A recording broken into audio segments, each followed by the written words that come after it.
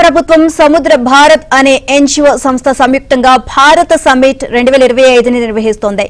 కాసేపట్లో Hyderabad international convention centre లో ఈ సదస్సు ప్రారంభం కానుంది. ఇవాళ రేపు సదస్సు జరగనుంది. దీనికి 100కు పైగా దేశాల నుంచి 450 మందికి పైగా ప్రతినిధులు హాజరు కానున్నారు. అలాగే 40 మంది వరకు మంత్రులు, మరో 50 మంది వరకు ఎంపీలు, సెనేటర్లు రానున్నారు. రాజకీయ పార్టీలకు చెందిన జాతీయ, అంతర్జాతీయ ప్రముఖులు, నిపుణులు కూడా సదస్సులో పాల్గొననున్నారు. దీంతో ఈ సదస్సును తెలంగాణ ప్రభుత్వం అత్యంత ప్రతిష్టాత్మకంగా తీసుకుంది.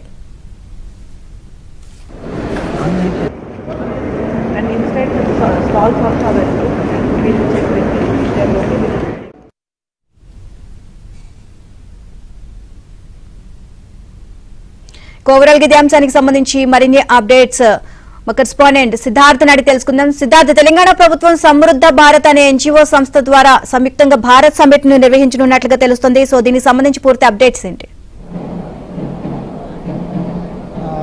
తెలంగాణ ప్రభుత్వం 2 రోజుల పాటు ఒక జాతీయ సెమినార్ను నిర్వహించబోతుంది. ఈరోజు రేపు భారత్ సమ్మిట్ 2025 అనే పేరు మీద 2 రోజుల పాటు విదేశాలకు సంబంధించినటువంటి కొంతమంది ప్రజాప్రతినిధులు, మేధావులు, ప్రొఫెసర్లు, పర్యావరణవేత్తలు వీళ్ళందరినీ పిలిచి 2 రోజుల పాటు కార్యక్రమాన్ని నిర్వహించనుంది. ప్రస్తుతం మనం HICC నోవెటల్లో ఉన్నాం. ఇక్కడికి ఈ కార్యక్రమానికి సంబంధించి ఏర్పాట్లన్నీ చేశారు. విదేశాలకు సంబంధించినటువంటి ప్రతినిధులు కూడా వచ్చారు. ప్రపంచవ్యాప్తంగా ఎదురవుతున్నటువంటి అనేక సమస్యల మీద ఈ 2 రోజుల పాటు చర్చిస్తాము.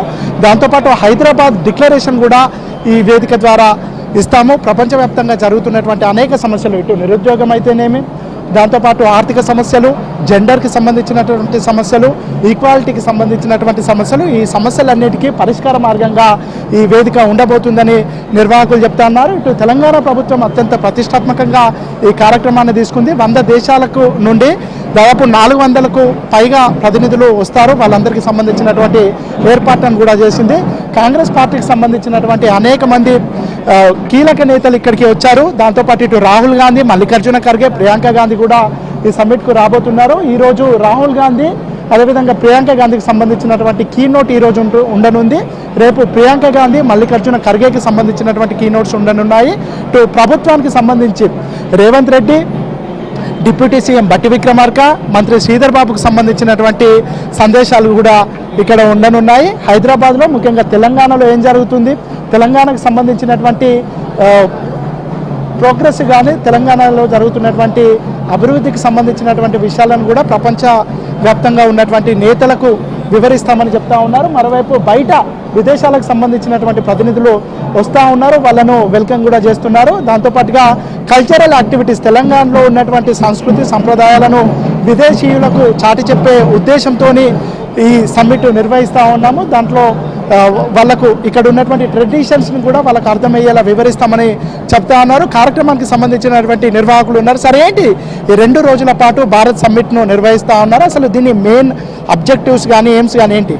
అంటే దీంట్లో ప్రధానంగా 3-4 అంశాలు ఉన్నాయి. భారత రాజ్యాంగ స్ఫూర్తి ఏదైతుందో, స్వేచ్ఛ, సమానత్వం, సౌభ్రతత్వం అనేటటువంటి పునాది మీద భారత సామాజిక వ్యవస్థ నిర్మాణం జరగాల్సినటువంటి అవసరం ఉంది. ప్రపంచంలో ఒక శాంతి, గాంధీ మార్గంలో, భారతదేశ బుద్ధుడి మార్గంలో ప్రపంచంలో ఒక శాంతియుతమైనటువంటి ప్రజల మధ్యన సౌభ్రతత్వం ఏర్పడడంతో పాటుగా ఇవాళ తెలంగాణ రాష్ట్రం దీన్ని హోస్ట్ చేస్తున్నటువంటి పరిస్థితి ఉంది. కాబట్టి ఇక్కడ కాంగ్రెస్ ప్రభుత్వం నాయకత్వంలో జరుగుతున్నటువంటి అభివృద్ధి, అదేవిధంగా ఆ ఐడియాలజీని ఇంప్లిమెంట్ చేస్తున్నటువంటి పద్ధతిని, దాంతో ప్రజల మధ్యన వైరుధ్యాలను తగ్గించడం కోసం తీసుకొస్తున్నటువంటి విధానాలన్నీ కూడా ఒక గ్లోబల్ సినారియో ముందు పెట్టేటటువంటి ప్రయత్నం. దీనికి ప్రపంచవ్యాప్తంగా 100 దేశాల నుంచి దాదాపు 400 మంది, 50 మంది డెలిగేట్స్ను ఈక్వాలిటీ, ఫెటర్నిటీ మీద ఒక విస్తృతమైనటువంటి డిబేట్ జరిగేటటువంటి పద్ధతిలో ప్లాన్ చేసినటువంటి పరిస్థితి ఉంది.